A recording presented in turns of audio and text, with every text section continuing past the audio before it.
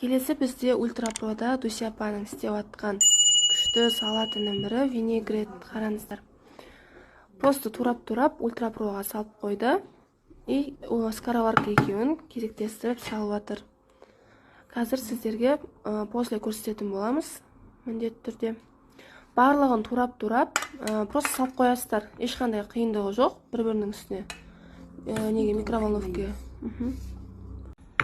Мінекей бізде бағана винегретіміз дайын болды. Ультрапродағы небәрі 20 минутта микроволновкаға ультрапроны салып, тез-тез пісіріп алдық.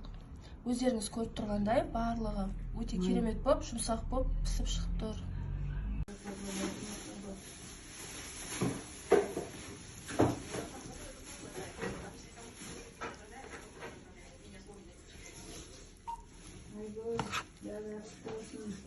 Я со своими переговорю, потом ответ вам дам. Если поеду, заранее беру.